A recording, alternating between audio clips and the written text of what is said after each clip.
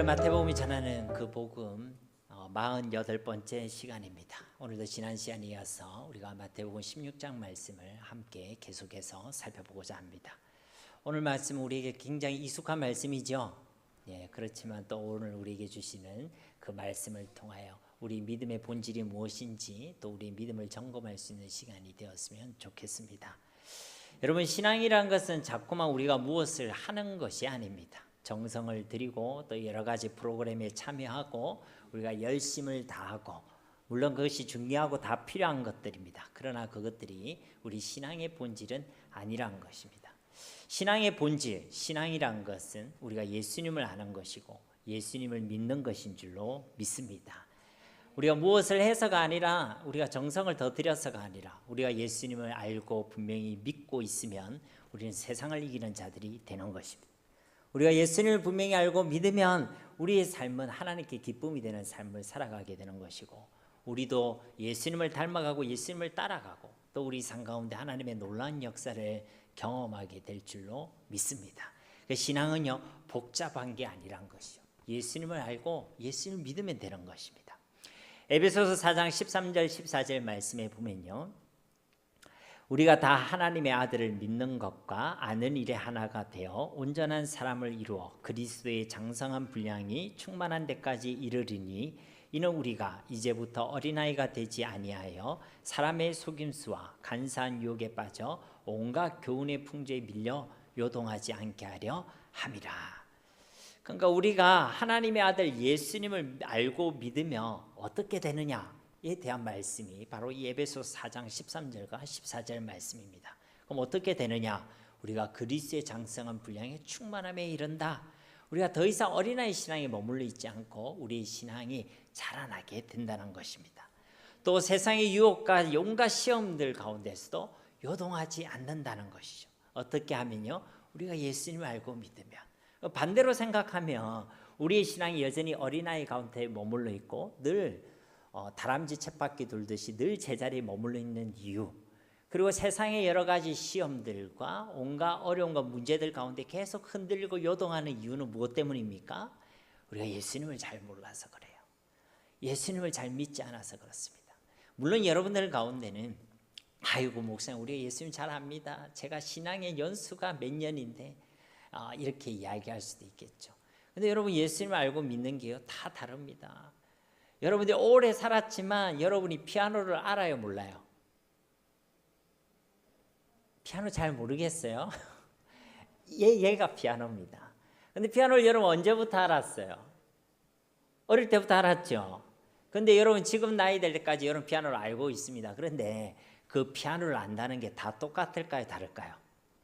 다 다르죠. 피아노 이 앞에 앉아가지고요, 구경만 하는 사람이 있어요. 피아노에 앉아가지고 까만 건반, 하얀 건반이 있다는 정도 아는 사람이 있습니다. 그것을 가지고 또 띵띵띵 치거나 학교 종이 땡땡땡 이를 치는 사람이 있고, 또 어떤 사람은 이것을 통해 자신의 감정과 자신의 생각과 자신의 해석을요 전달할 수 있는 사람이 있습니다. 똑같이 피아노를 안다라고 얘기하겠죠. 당신 피아노를 아십니까? 예. 근데 그 피아노를 아는 게 다 똑같아요, 달라요? 다르지요. 예수님을 알고 믿는다는 것이 그런 것입니다. 예수님 아십니까? 다 안다고 그러겠죠. 예수님을 믿습니까? 믿는다고 그러겠죠.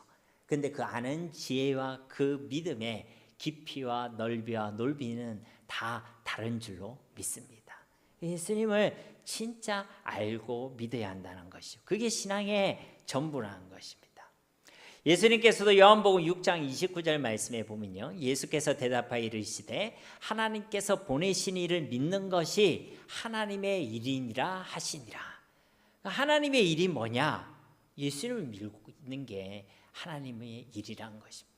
뭔가 우리가 더 헌신하고 봉사하는 일 다 중요하지만 그것은 예수 믿기 때문에 그 감사와 감격으로 되어지는 열매에 해당되는 것이지 신앙의 본질이 아니란 것입니다.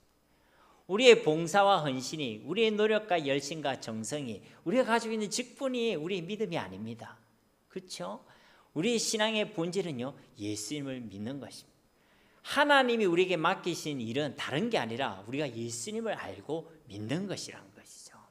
오늘 말씀을 통해 여러분, 우리의 믿음을 다시 한번 점검해 보시기 바랍니다. 우리가 예수님을 어떻게 알고 있는지, 우리가 그 예수님을 어떻게 믿고 있는지, 그 예수님을 알고 아는 지혜와 그분을 믿는 믿음이 더욱 온전해질 수 있는 이 시간이 되기를 예수님의 이름으로 축복합니다. 오늘 말씀 13절 말씀에 보면요, 예수께서 빌립보 가이사랴 지방에 이르러 제자들에게 물어 이르시되 사람들이 인자를 누구라 하느냐. 예수님께서 이번에 가이사랴 빌립보 지역으로 가셨습니다. 가이사랴 빌립보 지역은요, 우리가 흔히 알고 있는 가이사랴라는 도시 있죠. 그 도시와 같은 도시일까요? 다른 도시일까요? 이런 표정을 보니까 명절이니까 네가 얘기해라. 네, 그런 표정이죠.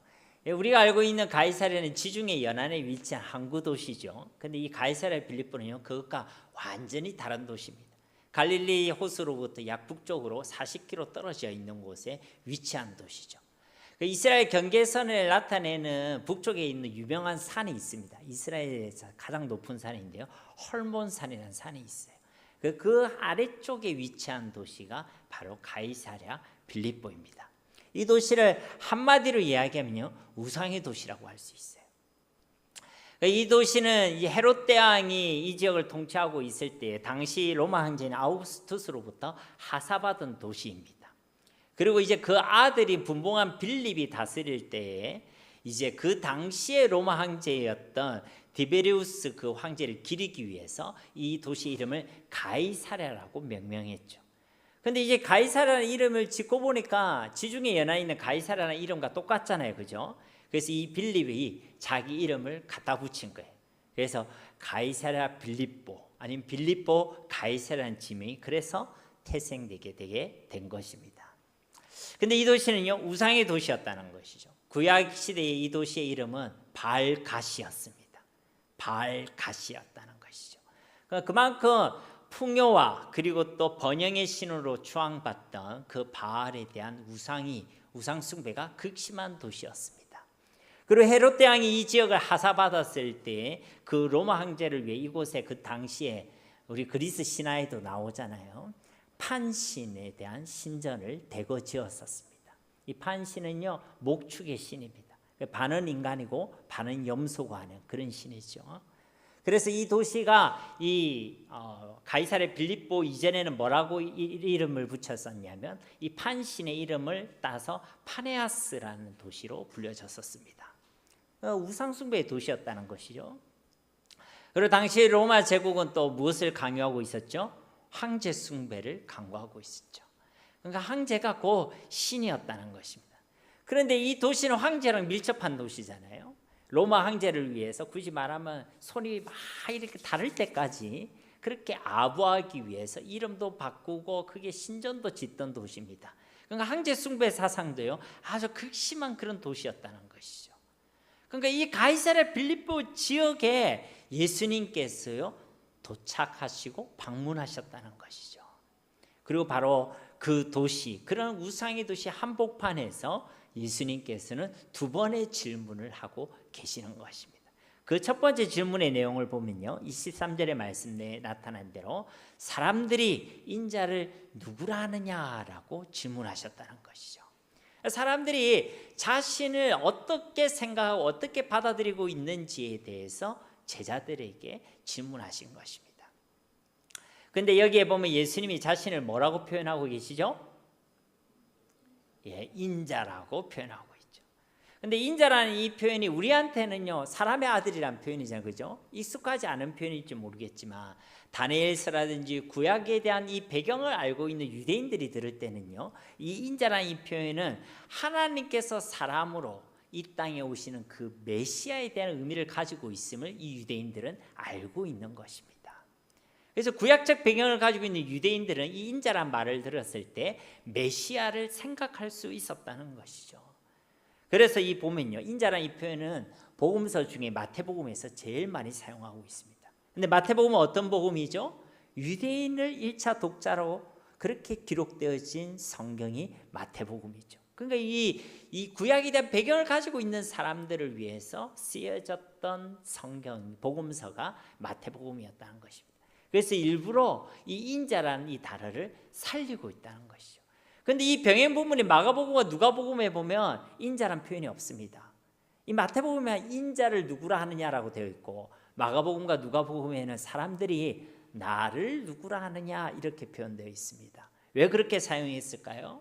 구약적인 배경이 없는 사람들에게 사람의 아들이라는 인자라는 표현을 사용하면 예수님이 단지 사람의 아들뿐이라는 오해가 될 수도 있기 때문에 그들을 위해서 나라는 표현으로 대체했다는 것이죠.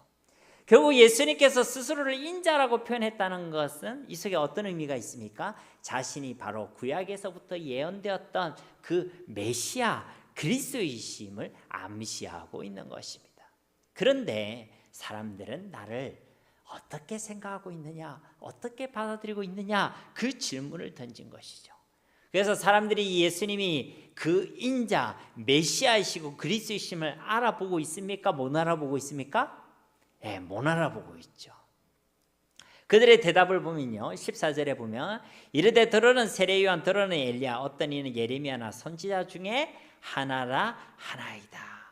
예수님은 어떻게 봤냐면 이사야나 엘리야나 아니면 예레미야나 아니면 세례 요한과 같은 선지자 중에 하나다라고 생각했습니다. 여러분, 이 세례 요한과 엘리야, 예레미야 이들의 공통점은 선지자라는 공통점도 있지만 이들은 당시의 불의한 정권에 대해서 저항했던 인물이죠. 듣기 좋은 말을 했던 사람들이 아닙니다. 심판이 임할 것을 이야기하고 그것이 진리가 아니고 죄악임을 선포했던 선지자들이 바로 이들이었다는 것이죠. 그리고 대부분의 선지자들은 바로 그런 사명을 감당했습니다. 그런데 이런 관점으로 예수님을 바라봤다는 것이죠. 마치 난세의 영웅들과 같이 예수님께서 자신들이 직면하고 있는 그 현실적인 정치적 그리고 경제적 속박에서 그들을 건져주실 그런 정치적, 경제적, 군사적인 메시아로 예수님을 생각했다는 것입니다. 쉽게 말하면 자신의 현실의 문제를 해결해 주실 분, 육신적인 필요를 채워주실 수 있는 분, 그런 자신들의 도움과 방편 정도로 예수님을 생각했다는 것이죠. 또 이 선지자들의 특징은요, 건세와 능력을 나타내는 자들이었죠. 그 예수님을 그런 능력쟁이 정도로만 생각했다는 것입니다. 그래서 예수님께서는요, 이 질문에 대해서 긍정하지 않으시죠. 그리고 제자들에게 재차 질문하시는 것입니다. 사실은 이게 중요한 거예요. 제자들의 대답이 예수님께는 중요한 것입니다. 왜 그렇죠? 세상은 원래 그렇습니다. 하나님을 떠나 있는 이 세상이 예수님을 바르게 알 리가 없죠. 이 세상이 예수님을 바르게 알아보고 예수님을 바르게 고백할 리가 없습니다. 그것은 기적 중에 기적입니다. 그리고 그 기적으로 저와 여러분은 하나님의 자녀가 되게 된 줄로 믿습니다. 우리가 예수님을 알아보게 되는 것은요, 기적이에요. 우리가 예수님을 그리스도라고 믿음으로 고백하게 되는 것이 기적이라는 것입니다. 원래는 그럴 수가 없다는 것, 그것이 당연하다는 것이죠. 그런데 이 제자들은 어떤 사람들입니까? 하나님을 떠나 있는 그 세 사람으로부터 부름을 받은 자들이죠. 예수님께서 친히 불러내신 자들이죠. 그래서 이들의 고백이 중요한 것이죠. 그래서 예수님께서 질문하십니다. 15절 말씀에 보시면 이르시되 너희는 나를 누구라 하느냐? 이 너희는 예수님의 제자들이죠. 바로 그때 누가 대답하죠? 예, 베드로가 대답합니다. 근데 예수님께서 이 질문을 제자들 모두에게 하신 거잖아요. 근데 베드로가 대답해요. 아마 이 12제자를 대표하는 인물이 베드로다라는 것을 여기서도 우리가 유추할 수 있는 것이죠. 근데 이 베드로가 뭐라고 고백합니까? 16절 말씀 우리 함께 봉독하도록 하겠습니다. 시몬 베드로가 대답하여 이르되 주는 그리스도시요 살아계신 하나님의 아들이시니이다. 아멘. 그야말로 예수님이 누구이신지, 예수님이 어떤 분이신지 성경에 나타난 가장 완벽한 대답을 이 베드로의 입을 통해서 우리에게 선포하고 계시는 것입니다. 제가 왜 베드로의 입을 통해서 선포한다고 하냐면 아무리 생각해도 이건 베드로가 한 게 아니에요. 베드로가 할 수 있는 고백이 아니에요. 그 뒤에 이제 베드로가 바로 엉뚱한 행동을 하는 거 봐도 알겠죠, 그죠? 우리가 무슨 정신으로 예수님을 믿게 되는지 우린 잘 모르잖아요, 그죠? 여러분 예수님을 구주로 믿고 영접하셨죠? 여러분 어떤 정신으로 하셨습니까? 그게 하나님의 은혜입니다. 그게 하나님의 은혜예요. 내 계산대로 했다면, 내 똑똑한 머리로 했다면 예수 믿어질 리가 없죠. 죽은 자가 어떻게 부활합니까? 어떻게 성령으로 잉태되십니까? 어떻게 그분이 우리를 위해 십자가에서 죽으셨다 말할 수 있습니까? 그렇다 치더라도 그건 2000년 전의 일이지. 지금 나를 위해 그 십자가의 부활의 그 사랑이 여전히 나에게 전달되고 있다. 그것이 어떻게 믿어지십니까? 그게 맨정신으로 되겠어요? 아닙니다. 하나님의 은혜인 줄로 믿습니다. 이 베드로가 그런 하나님의 은혜로 이 베드로의 입술을 통해서 하나님께서 우리에게 예수님이 어떤 분이신지 선포하고 계시죠. 주는 그리스도시요 살아계신 하나님의 아들이십니다. 여러분, 이 놀라운 고백을 보면요, 예수님은 어떤 분이시냐? 첫째로 예수님은 그리스도가 되시는 줄 믿습니다. 이 헬라어 크리스토스라는 것은 히브리어 메시아와 정확히 의미가 일치하는 단어입니다. 그럼 메시아는 어떤 의미를 가지고 있죠? 그리스도란 말은 어떤 의미를 가지고 있습니까? 여러분이 기도할 때 예수 그리스도 이름으로 기도합니다 라고 하시죠. 그때 그리스도란 말을 쓰는데 그게 어떤 의미인지 알고 기도하십니까? 모르고 기도하십니까? 알고 기도하시죠? 우리 기독교란 말도 그리스도란 말을 한자로 음력해서 기독이 된 거 아닙니까? 그죠? 우리 그리스도교예요. 그리스도교. 우리 당신의 종교는 뭡니까? 그리스도교입니다. 기독교입니다 하는데 여러분, 그리스도가 무슨 의미인지 알고 계시죠? 알고 계시는데 오늘 좀 명절이라 나른해서 좀 말하시기가 힘드신 것 같은데, 그리스도란 말은 기름 부음을 받은 자라는 의미를 가지고 있습니다. 구약의 메시아도 바로 기름 부음을 받은 자라는 뜻을 가지고 있죠. 그런데 이 기름 부음을 받은 자라는 것은 구약에 기름 부음을 받은 세 직분이 있습니다. 무엇이죠? 선지자, 제사장, 왕이 있습니다. 그래서 이 삼직을 그리스도의 삼직이라고 표현하는 것입니다. 그래서 이 그리스도란 말은요, 예수님이 어떤 일을 하셨는가와 관련되어 있는 것입니다. 언제 예전에 우리가 오후 예배 때 믿음에 대한 설교를 시리즈로 나눴던 적이 있죠. 그때에 예수님을 믿는다는 것은 크게 두 가지를 믿는 것이다 라고 말씀드렸습니다. 무엇을 믿느냐? 첫째로 예수님이 어떤 분이신지를 믿는 것이 믿음이고, 둘째로는 예수님이 어떤 일을 하셨는지를 믿는 것이 믿음이다 라고 말씀드렸습니다. 그러니까 오늘 이 그리스도라는 표현은 이 두 번째에 해당되는 것이죠. 예수님이 어떤 일을 하셨는가를 믿는 것이 바로 믿음인데, 그것에 해당되는 것이 바로 이 그리스도라는 표현인 것입니다. 예수님께서 이 그리스도의 삼직에 해당되는 사역과 사명을 감당하셨다는 것이죠. 구약의 선지자의 역할은 무엇입니까? 하나님의 말씀을 대언하는 역할을 했죠. 그리고 그 말씀의 핵심은 속히 회개하고 여호와께로 돌아오라라는 것이었습니다. 그리고 회개하면 하나님의 구원과 하나님의 복을 누리겠지만 회개치 않으면 하나님의 심판을 받을 것이다 라는 것이 선지자가 선포한 그 말씀이었습니다. 예수님께서도 이 땅에 오셔서 회개의 복음을 선포하셨습니다. 천국이 가까이 왔기 때문에 너희는 속히 회개하라 라는 것이 예수님이 선포하신 복음의 핵심이었죠. 그리고 그 회개의 유일한 길, 그렇게 회개하여 여호와께로 돌아가는 유일한 길이 바로 예수님 자신임을 우리에게 증거해 주셨습니다. 다른 길은 있어요? 없어요? 없습니다. 요한복음 14장 6절 말씀, 우리 암송하실 수 있는 분 함께 암송해 봅시다. 예수께서 이르시되 내가 곧 길이요 진리요 생명이니 나로 말미암지 않고는 아버지께로 올 자가 없느니라. 아멘.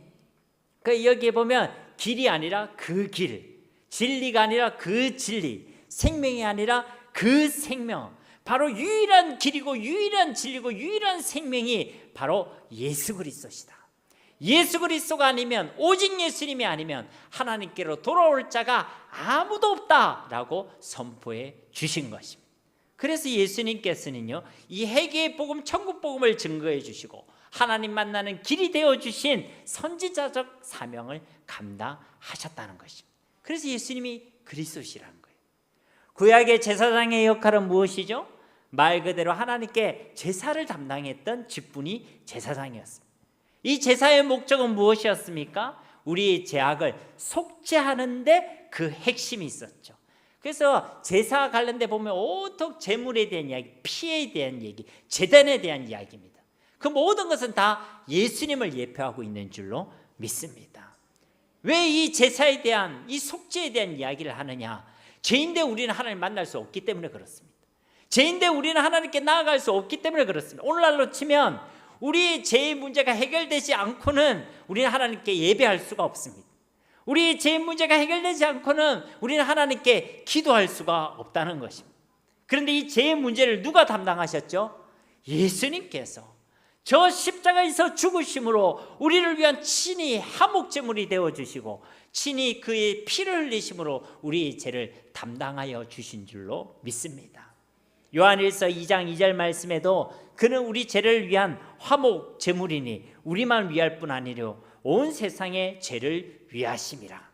히브리서 5장 8절과 10절 말씀에도 보면 그가 아들이시면서도 받으신 고난으로 순종함을 배워서 온전하게 되셨은즉 자기에게 순종하는 모든 자에게 영원한 구원의 근원이 되시고 하나님께 멜기세덱의 반차를 따른 대제사장이라 칭하심을 받으셨느니라. 예수님께서 그 십자가에서 죽으시고 부활하심으로 영원한 대제사장으로 우리의 죄의 문제를 완전히 해결해 주셨다는 것입니다. 그 예수님이 제사장적 사명을 감당하셨다. 그래서 예수님을 그리스도라고 고백하는 줄 믿습니다. 세 번째로 구약의 왕의 역할은요, 백성들을 외부의 적으로부터 지키고 보호하고 그 백성을 다스리는 역할을 감당했죠. 이처럼 예수님께서도 저 십자가에서 죽으심과 부활하심으로 우리의 원수의 일을 완전히 멸하신 줄로 믿습니다. 요한일서 3장 8절 말씀에도 죄를 짓는 자는 마귀에게 속하나니 마귀는 처음부터 범죄함이라. 하나님의 아들이 나타나신 것은 마귀의 일을 멸하려 하심이라. 여러분, 예전에 제가 한 권사님 말씀을 여러분들한테 드린 적이 있는데 그 권사님의 자녀가 귀신 들려 있었어요. 귀신 들려 있었는데 아주 가족들이 고통받았겠죠. 그런데 이제 그 귀신 들린 그 자녀의 귀신을 쫓아내야 될 거 아닙니까, 그죠? 이분이 그 당시는 성도님이었어요. 아주 열성이 있는 불자였다가 이제 예수님 막 영접하고 하나님의 자녀가 됐었는데 이제 자녀가 귀신 들려 있으니 얼마나 힘들었겠어요. 예수님 믿고 나서 너무 좋으니까 내 자녀를 치료하고 저 귀신을 쫓아낼 길은 예수님밖에 없구나 이렇게 생각한 거예요. 근데 어떻게 쫓아낼지 모르니까 어떻게 했냐면 머리맡에 성경을 두셨다는 거예요. 머리맡에 성경을 두면 귀신이 떠나갑니까? 그 귀신 들린 아들이요, 성경을 딱 보더니 그 자리에서 성경을 찢어가지고 그걸 엄마한테 던진 거예요. 여러분, 귀신이 두려워하는 이름은 예수님 이름밖에 없는 줄 믿습니다. 그러니까 아무나 예수님 이름 예수님이 얘기하거나 십자가 가져가거나 마늘을 뿌린다고 하고 팥을 뿌린다고 해도 귀신 떠나는 거 아닙니다. 예수님을 구주로 영접하여 성령 하나님이 함께 계신 자가 그 예수님을 믿고 그 예수님의 이름을 선포할 때에 그 예수님의 권세 앞에 악한 사탄의 권세가 무너지고 떠나가는 줄로 믿습니다. 그 아들이 나중에 복음을 듣고 예수님을 영접하니까 귀신이 떠나가는 거예요. 그 신앙생활하고 예배생활하고 말씀 듣고 은혜 받고. 여러분, 귀신이 두려워하는 이름은 예수님의 이름밖에 없는 줄 믿습니다. 왜냐하면 예수님이 왕으로서 이 마귀의 일을 멸하셨기 때문에 그런 것입니다. 뿐만 아니라 예수님께서는 저 하늘 보좌 우편에 앉아 계시고 지금도 온 우주 만물을 통치하고 계시는 줄 믿습니다. 또 그의 영으로 모든 믿는 자들과 함께 하시고 그들의 걸음을 인도하시고 지키시고 보호하고 계시는 줄 믿습니다. 이처럼 우리 예수님은 진짜 만왕의 왕이시오 만주의 주가 되시는 줄 믿습니다. 그래서 예수님을 왕적 사명을 감당하신 그리스도라고 고백하고 있는 것입니다. 이처럼 예수님께서는 선지자, 제사장, 왕적 사명을 온전히 감당하셨습니다. 그래서 우리는 예수님을 그리스도라고 고백하고 있는 것입니다. 그러므로 우리 하나님의 백성들은 이 그리스도란 말을요, 예수님의 호나 별칭 정도로 생각해서는 안 되는 것입니다. 우리가 이 예수님의 이름을 부를 때마다, 예수님을 그리스도라고 고백할 때마다 이 그리스도의 삼직을 기억하면서 그 예수님을 믿음으로 고백해야 될 줄로 믿습니다. 그리고 이와 함께 우리가 기억할 것은요, 이 예수님께서 이 그리스도의 삼직에 해당되는 그 사역과 사명을 무엇을 통해서 이루셨죠?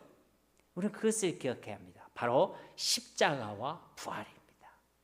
그 십자가 부활을 통해서 예수님께서는 이 선지자적, 제사장적, 왕적 사명을 온전히 감당하신 줄로 믿습니다. 예수님이 그리스도라는 이 고백 아래는 예수님의 십자가 부활에 대한 믿음도 함께 포함되어 있는 것입니다. 그러므로 우리가 예수를 믿는다는 것은 예수님이 어떤 일을 행하셨느냐를 믿는 것인데, 예수님이 어떤 일을 행하셨습니까? 십자가 부활을 통하여 그리스도의 삼직에 해당되는 그 사명과 사역을 감당하셨음을 우리가 믿는 것이 믿음인 줄로 믿습니다. 그러니까 여러분들 중에 누구라도 십자가에서 죽으시고 부활하셨음, 이것을 믿지 않으면요, 기독교 이단이 되는 거예요. 이것은 빼박입니다. 아이들 말로. 여기에서는 하나의 우리가 타협할 수 있는 것이 없습니다.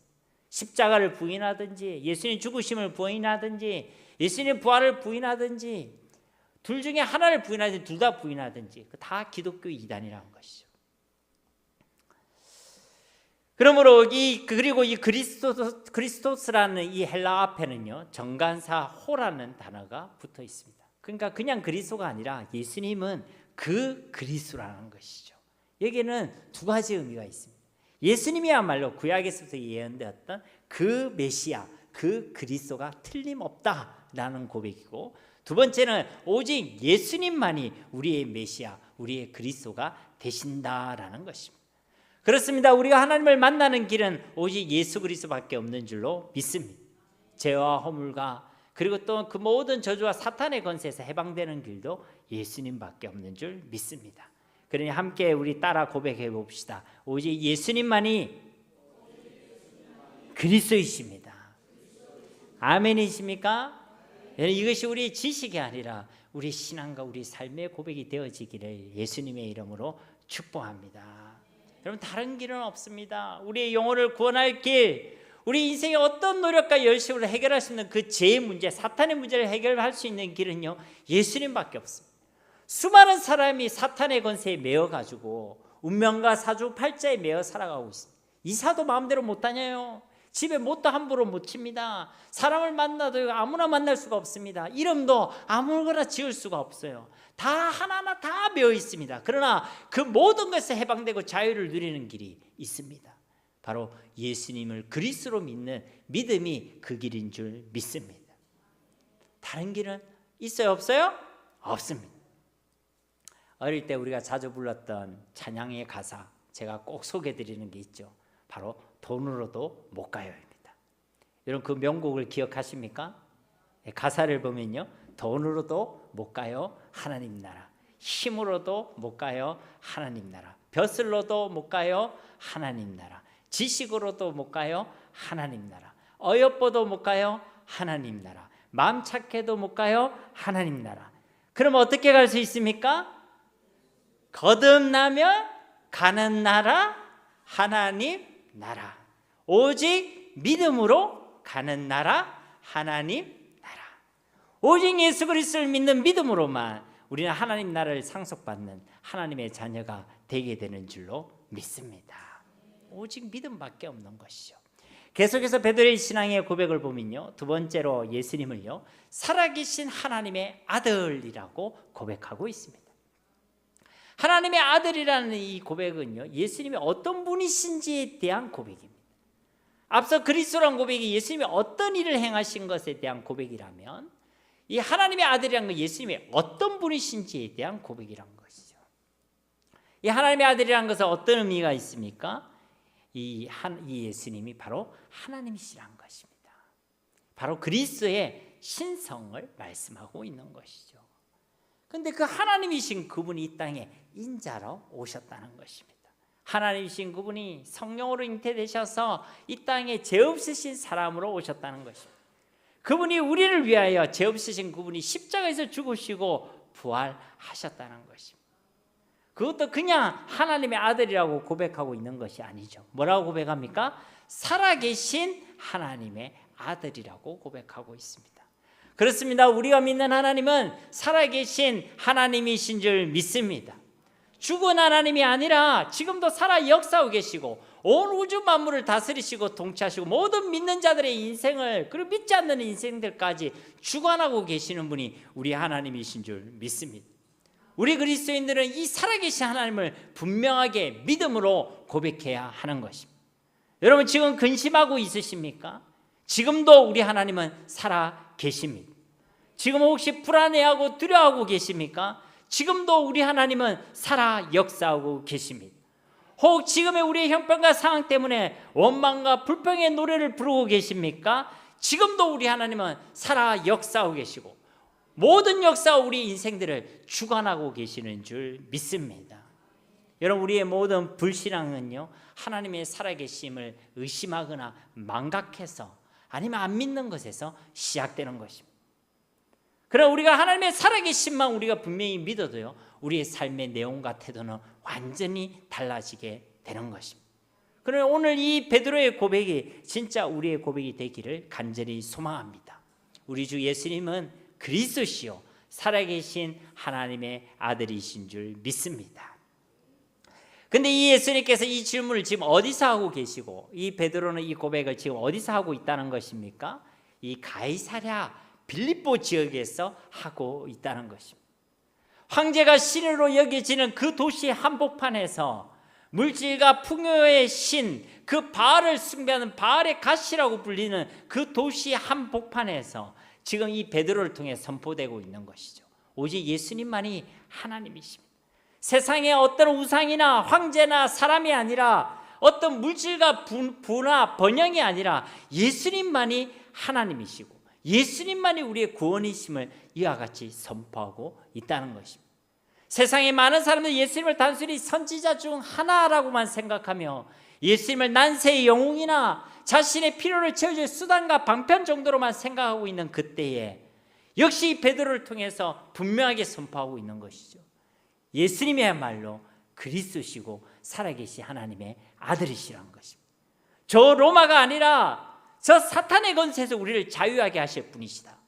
이 땅이 아니라 저 하나님의 나라를 우리에게 유업으로 주셔서 자격 없는 우리를 하나님의 자녀가 되게 하실 분이시다. 우리를 저 모든 죄의 권세에서 우리를 해방시켜 주실 분이시다. 그것을 선포하고 있다는 것입니다. 그러므로 사랑하는 성도님 여러분, 이 너희는 나를 누구라 하냐는 이 질문은요 오늘날을 살아가고 있는 저와 여러분들에게도 우리 주님께서는 지금 동일하게 묻고 계신 질문인 것입니다. 왜냐하면 우리 역시도 이 예수님의 제자들처럼 세상으로부터 부름받은 자들이기 때문에 그런 것입니다. 여러분 교회란 말은요 에크와 블레클레시아가 합쳐진 것입니다.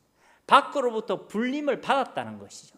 세상으로부터 불림을 받은 자들, 그렇게 구별된 자들이 바로 그들의 교회이고 그들의 모임이 교회란 것입니다. 성도들의 정체성은요 그렇게 부름을 받은 자들이란 것이죠. 우리도 역시 이 제자들같이 예수님으로부터 부름을 받은 자들이기 때문인 것입니다. 그리고 우리가 살아가는 이 시대와 이 세상도 저 가이사랴 빌립보와 다를 것이 없기 때문에 그런 것입니다. 오늘날도 저 바알처럼 물질과 돈과 번영이 우상이 되어져 버렸습니다. 우리가 살아가는 이 시대에는 물질 만능주의가 팽배합니다. 우리가 우스갯소리로 머니 해도 뭐가 제일 최고라는 것입니까? 머니가 최고라는 그런 시대가 된 것이죠. 이 돈이 절대적 가치와 절대적 기준이 되어졌습니다. 오늘날 바알을 숭배하는 사람이 없죠. 그러나 그 바알이 의미하고 있는 부와 번영과 돈을 숭배하는 사람들은 너무나도 많이 있습니다. 예수를 믿는 사람도 돈과 하나님을 같이 숭배합니다. 여러분 이것은 믿음입니까? 아니요, 우상 숭배인 것입니다. 돈이 절대적 기준이 되어져 버렸습니다. 많은 사람들이 얼마나 돈이 되느냐가 삶의 기준이 되어졌습니다. 돈이 된다면 양잿물도 그냥 들이마시는 시대가 되어졌습니다. 돈 때문이라면 자신의 스스로의 목숨도 끊고, 돈 때문이라면 부모와 자식이 서로 칼을 겨누고, 돈 때문이라면 형제 자매가 원수가 되고 가족이 깨어지는 그런 시대가 되어져 버렸다는 것이죠. 예수를 믿는 사람들도 자유롭지 않습니다. 예수를 믿을 때 자신의 부와 번영과 자신의 잘됨을 위한 그런 예수님을 능력쟁이 정도로만 믿는 사람들이 있습니다. 자신의 필요를 채우기 위한 요술래프 진이 수단과 방편으로 생각하는 사람들이 있습니다. 그래서 예수님 믿는다는 거예요. 예수님 왜 믿냐? 내 잘 되려고. 예수님 왜 믿냐? 내 문제 해결되려고. 예수님 왜 잘 믿냐? 내가 이 땅에서 돈 벌고 떵떵거리면서 살라고. 여러분 이것은 예수를 믿는 것이 아닙니다. 예수를 믿는다는 것은 오늘 이 베드로의 고백같이 예수님을 주와 그리스도로 살아계신 하나님의 아들로 믿는 것이 예수님을 믿는 참된 믿음인 줄로 믿습니다. 이런 건강한 믿음, 이런 온전한 믿음, 성경적 믿음을 가지게 되시기를 주님의 이름으로 축복합니다. 17절 말씀 우리 함께 봉독하겠습니다. 예수께서 대답하여 이르시되 바요나 시몬아 네가 복이 있도다. 이를 네게 알게 하니는 혈육이 아니요 하늘에 계신 내 아버지시니라. 아멘. 예수님께서 뭐라고 얘기하시죠? 바요나 시몬아 네가 복이 있도다. 베드로를 향해 네가 복이 있다 라고 선포하고 있습니다. 베드로가 뭐 했습니까? 뭐 했는데 지금 복이 있다는 거예요? 그가 예수님을 바르게 고백했습니다. 여러분, 예수님이 어떤 분인지를 알고 예수님을 어떻게 믿느냐가 진짜 복의 기준인 줄 믿습니다. 진짜 복은 돈, 물질, 건강, 재능 등이 아닙니다. 진짜 복은 우리가 예수님을 알게 된 것, 예수님을 바르게 믿는 것이 복인 줄로 믿습니다. 여러분이 수많은 어려움 가운데서도, 수많은 문제 가운데서도 예수님을 주는 그리스도시요 살아계신 하나님의 아들이라고 이런 고백할 수 있다면 여러분 복 있는 사람들일 줄 믿습니다. 그런데 다 가지고 있다, 모든 일들이 하는 일도 잘 되고 있다, 그건 예수님을 주로 믿지 않는다. 예수를 믿는 믿음은 형편없다. 예수님을 아는 그 지혜의 깊이는 너무나도 얕다. 그러면요 그건 복된 것이 아닙니다. 세상적으로 볼 때는 와 참 복받았다 생각할지 모르겠지만 하나님 보실 때는요 가난한 영혼들이, 우리가 흔히 말하는 대로 지지리도 복이 없는 인생인 것입니다. 이런 하나님 보시기에 진짜 복된 자들이 되시기를 주님의 이름으로 다시 한번 축복합니다. 오늘 말씀에 바요나 시모나라고 되어 있죠. 이 바요나란 말은 아들이란 말과 요나란 말이 합성화된 것입니다. 이 요나란 말은 요나라고 해서 그렇지 사실은 요한을 뜻하는 것이죠. 즉 요한의 아들 시모나, 이것을 바요나 시모나라고 부르고 있는 것입니다. 즉 베드로의 혈통에 대한 것을 소개하고 있는 것이죠. 그런데 예수님께서 뭐라고 말씀하시죠? 이를 네게 알게 하니는 내 혈육이 아니요 혈통이 아니요 하늘에 계신 내 아버지시니라 라고 말씀하고 있는 것입니다. 즉 베드로가 이 놀라운 고백을 하게 된 것은 그의 혈통으로 된 것이 아니란 것이죠. 누구의 은혜란 것입니까? 하나님의 은혜란 것입니다. 여러분들이 부모를 잘 만나서 예수님 믿게 된 거 아닙니다. 확률은 더 높겠지만 여러분 부모를 잘 만나서 여러분 예수 믿게 된 게 아니에요. 여러분이 노력해서 열심히 살만해서 또 여러분이 자격이 있어서 여러분 예수 믿게 된 것이 아닙니다. 다 하나님의 은혜인 줄 믿습니다. 여러분 이 믿음의 고백만큼은 누가 대신해 줄 수가 없어요. 부모가 예수님을 잘 믿는다고 자녀가 구원을 받게 되는 것이 아닙니다. 내 자녀가 예수님을 잘 믿는다고 부모가 구원받는 것도 아닙니다. 내 배우자가 예수님을 잘 믿는다고 내가 구원을 받는 것도 아닙니다. 주는 그리스도시요 살아계신 하나님의 아들이십니다. 이 믿음의 고백만큼은 각자가 자기의 믿음으로 하나님 앞에서 분명하게 고백해야 하는 것입니다. 내가 그 믿음을 고백하지 않으면 그 누구도 구원받을 수가 없다는 것입니다. 하나님의 은혜로 우리가 이 믿음을 고백하여 하나님께 이 믿음의 고백을 올려드릴 때 우리는 바로 그때 하나님께서 약속하신 이 구원의 은총을 누리게 되는 줄로 믿습니다. 18절 이하의 말씀 넣어보십시오. 또 내가 네게 이르노니 너는 베드로라. 내가 이 반석 위에 내 교회를 세우리니 음부의 권세가 이지 못하리라. 믿음의 고백 위에 무엇을 세운다는 것입니까? 내 교회를 세우신다라고 약속하고 계십니다. 여기 하나님께서 교회를 세워가시는 영적인 원리와 하나님의 약속이 바로 여기에 있는 줄로 믿습니다. 이 교회를 반석 위에 세운다는 거예요. 반석이라는 것은 무엇입니까? 베드로를 통해 고백되어진 예수님을 아는 지혜, 예수님을 분명히 믿는 믿음을 의미하는 것이죠. 그 지혜와 그 믿음 위에 하나님께서는 나의 교회, 내 교회, 주님께 속한, 당신께 속한 그 주님의 교회를 세우시겠다라고 말씀하고 계시는 것입니다. 여러분 이 교회는 우리 이 교회 믿음의 공동체를 의미하지만 동시에 우리 한 사람 한 사람과 우리의 가정들, 믿음의 가정들을 의미하는 줄로 믿습니다. 그런데 이 교회를 언제 친히 세워가신다고 약속하고 계십니까? 이 반석 위에, 이 믿음 위에, 예수님을 분명히 알고 믿고 고백하는 그 신앙 위에 하나님께서 이 믿음의 공동체와 우리 가정들과 우리 한 사람 한 사람을 세워 가신다는 것입니다. 여러분 제가 새벽에 꼭 기도하는 기도 제목이 이 말씀 붙들고 기도합니다. 내 교회를 내가 세우겠다고 말씀하신 주님, 하나님께서 그 약속하신 말씀대로 주님의 교회를, 주님의 가정들을, 주님의 백성들을 하나님께서 친히 세워가실 것을 믿습니다. 우리에게 예수님을 아는 믿음을 주십시오. 예수님을 진짜 믿는 분명한 믿음을 우리에게 허락해 주십시오. 우리가 그 믿음을 가지고 살아갈 때 하나님께서 나의 삶을 세워가시고 나의 가정을 세워가시고 우리 교회를 세워가실 줄로 믿습니다. 뭔가 해라는 게 아니에요, 여러분. 예수님을 똑바로 믿으라 이런 거예요. 뭔가 더 해라는 게 아닙니다. 예수님을 정말 알아라는 것입니다. 가만히 있는다고 알게 되고 가만히 알게 있는다고 믿게 되는 것이 아닙니다. 믿음은 들음에서 나고 들음은 예수 그리스도의 말씀에서 나느니라. 우리가 하나님의 말씀을 가까이 하고 우리가 하나님을 예배하고 우리가 하나님께 기도하고 하나님께 나가는 그 시간들을 통해 우리가 주님을 아는 그 지혜와 주님을 믿는 그 믿음도 함께 자라가게 될 줄로 믿습니다. 우리가 간절히 하나님을 찾는 그 마음의 소원에, 예수님을 알고자 하는 그 간절한 마음의 소원에 우리의 마음에 손을 두고 행하시는 그 아버지 하나님께서 우리를 하여금 예수님을 알게 하시고 우리로 하여금 예수를 믿게 하시고 그 반석 위에 교회와 가정을, 우리의 삶을 세워가실 줄로 믿습니다. 여러분, 이것을 기대하십시오. 여러분, 이것을 간절히 소원하십시오. 다른 어떤 것보다 여기에 여러분 마음을 쏟으십시오. 여기에 교회를 세워가시는 하나님의 약속이 있음을 알고 여기에 여러분의 생명을 거시기를 주님의 이름으로 축복합니다. 여러분, 그렇기 때문에요, 음부의 권세가 이길 수 있어요, 없어요? 이길 수 없죠. 왜냐하면 그리스도의 십자가 부활의 그 믿는 믿음의 터 위에 세워졌기 때문에 음부의 권세가 이기지 못하는 것입니다. 여러분, 로마 가톨릭에서는요, 이 반석을 뭐라고 해석합니까? 베드로라고 표현하죠. 말 그대로 베드로를 이 반석이라고 표현합니다. 물론 근거를 따져보면요, 이 베드로라는 그 말 자체가 반석의 의미를 가지고 있습니다. 그런데 이것은 왜 그렇다는 해석을 끼냐면 두 가지 측면에서 그렇다고 할 수 있는데, 첫째는 원어적인 의미에서요 다릅니다.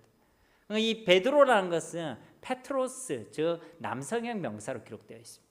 근데 이 반석이라는 것은요 페트라, 여성 명사로 기록되어 있어요. 두 개가 구별되어 있습니다. 다르게 되어 있어요. 그런데 이 두 개를 의미적으로 연결시켜서 베드로가 반석이고, 그래서 반석이니까 이게 셈셈이다. 그래서 일대 교황을 천주교에서는 베드로라고 얘기죠. 그래서 좀 더 나가서 무엇을 주장하죠? 교황 무오소를 주장하죠. 교황은 무하다, 실수가 없다, 잘못이 없다, 죄가 없다. 그 말은요 교황을 신격화시키는 거예요. 그래서 교황의 말을 말씀과 거의 동일한 권위 위치에 두죠. 그게 천주교의 교리입니다.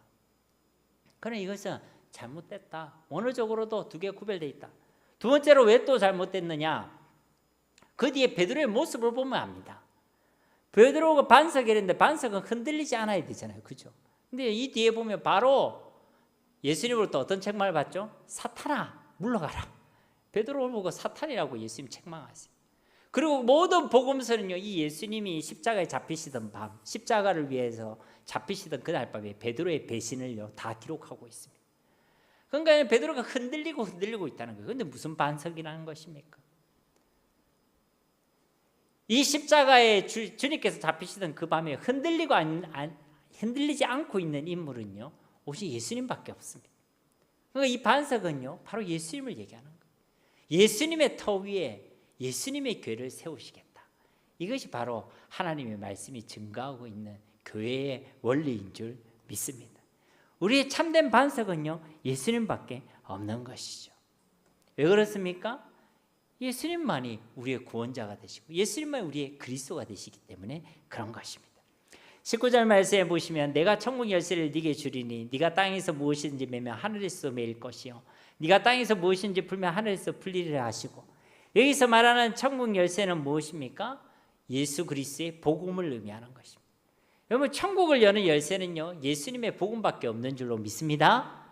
복음이 증거되는 그곳에 하나님의 나라가 임하는 것이고 복음을 받아들이는 자에게는 천국이 열리게 되는 것이죠. 그러나 이 복음을 거부하는 자에게는 천국 문이 닫히게 되는 것입니다. 저 천국을 열고 닫는 그 천국 열쇠는요 예수님의 복음을 이야기한다는 것입니다. 근데 이 열쇠를 하나님께서 누구에게 맡기셨다는 거예요? 교회에게 맡기셨다. 이 천국 복음을, 이 복음 전파의 사명을 예수님께서 교회에게 맡기신 줄로 믿습니다. 그러므로 교회는요, 교회로 부름받은 저와 여러분은 이 복음을 힘써 전파하는 자들이 되어야 할 줄 믿습니다. 마태복음 23장 13절 말씀 제가 봉독하겠습니다.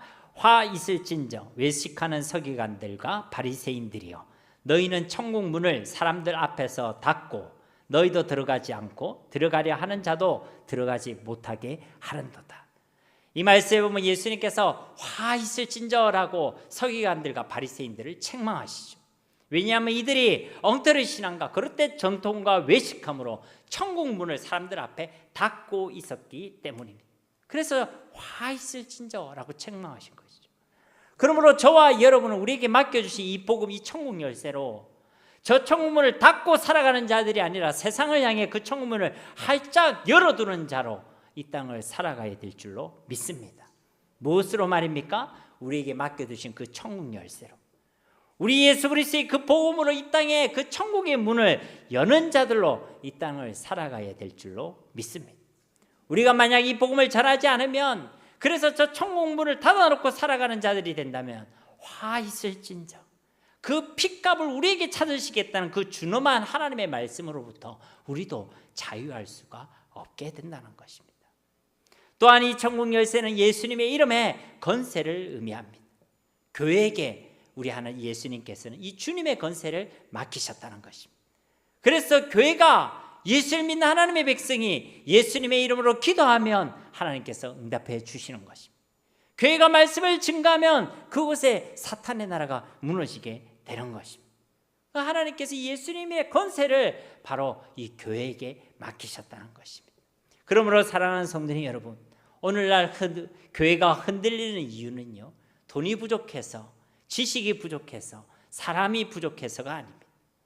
예수님을 믿는 믿음이 분명하지 않아서 그렇습니다. 예수를 믿는 믿음이 건강하지 않아서 그렇습니다.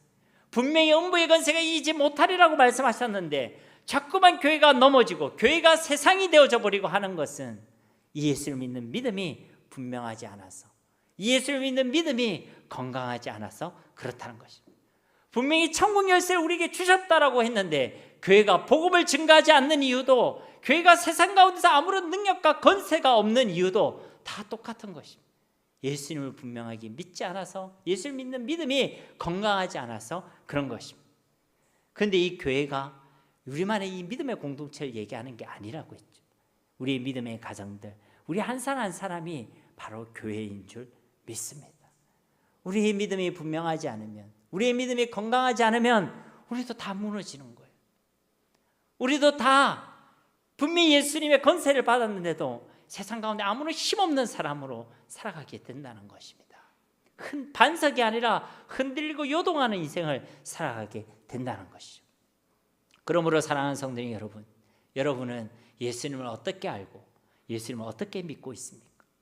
너희는 나를 누구라 하냐는 이 주님의 질문 앞에서 여러분 예수님을 진짜 어떻게 고백하고 있습니까?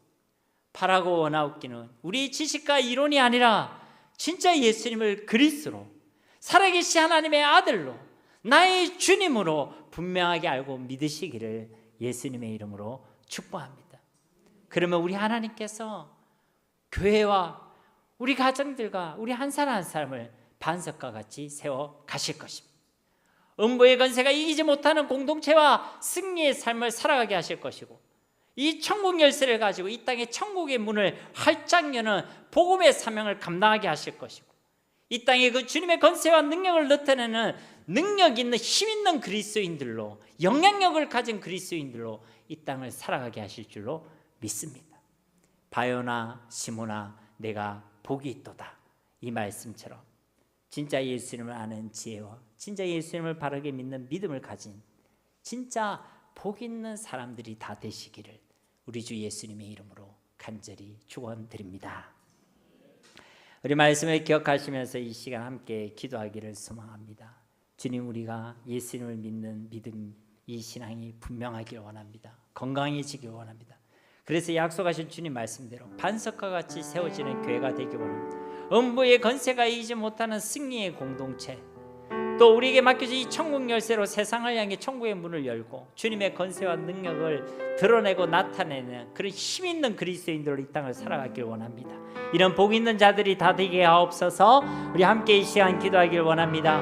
살아계신 아버지 하나님 감사합니다. 오늘 주신 이 말씀이 우리 각자에게 들려주신 하나님의 음성이 되어지길 원합니다. 주님, 우리가 정말로 예수님을 바로 알길 원합니다. 예수를 분명히 믿는 자들이 되길 원합니다. 하나님, 우리가 다 안다, 우리가 믿고 있다라고 그냥 지나치는 것이 아니라 하나님, 우리의 믿음을 점검하길 원합니다. 그 예수님을 정말 우리 주로 믿고 있는지, 예수님을 세상의 가장 귀한 가치로 고백하고 있는지, 내 삶의 모든 목적과 방향이 그 예수님을 향해 있는지, 나의 소망이 오직 예수님께 있는지, 예수님 한 분만으로 내가 만족하고 있는지, 그 예수님과 함께하는 임마누엘의 축복을 내가 누리고 있는지, 하나님, 우리의 믿음과 신앙을 점검하길 원합니다. 주님, 우리에게 분명한 믿음, 건강한 믿음, 확실한 믿음, 흔들리지 않는 믿음을 다하여 주시옵소서. 하나님, 우리가 반석같이 세워지는 하나님의 교회가 되게 하여 주시옵소서. 음부의 건세가 이기지 못하는 우리 공동체들과 모든 믿음의 가정들과 우리 한 사람 한 사람이 될 수 있도록 은혜를 베풀어 주시옵소서. 우리에게 맡겨주신 이 천국 열쇠를 사용하는 자들 되게 하옵소서. 세상을 향해 천국의 문을 닫는 자들이 아니라 이 복음 전파의 사명을 생명으로 감당하여 이 땅에 그 천국의 문을 활짝 여는 교회와 우리 모두가 되게 하여 주시옵소서. 이 땅을 살아 아무런 힘이 없는 하나님 그런 그리스도인들이 아니라 이 천국 열쇠 예수님의 권세와 능력을 사용하며 드러내므로 힘 있는 그리스도인들로, 영향력 있는 그리스도인들로 이 땅을 살아가게 하여 주시옵소서. 그래서 결코 흔들리지 않는 교회로 살아가게 하옵소서. 이 땅에 하나님의 나라를 세워가며 늘 이기고 승리하는 우리 모두가 되게 하여 주시옵소서. 그런 복 있는 자들, 그런 반석과 같은 하나님의 은혜와 복을 누리는 자들이 다 되게 하여 주시옵소서. 주는 그리스도시요 살아계신 하나님의 아들이심을 믿습니다. 이 믿음의 고백이 우리 매일의 삶 가운데, 우리 일평생의 삶 가운데 하나님 터져나오는 우리 삶의 고백, 믿음의 고백, 진정한 고백이 될 수 있도록 은혜 베풀어 주시옵소서. 감사드리며 우리 주 예수님의 이름으로 간절히 기도드립니다. 아멘.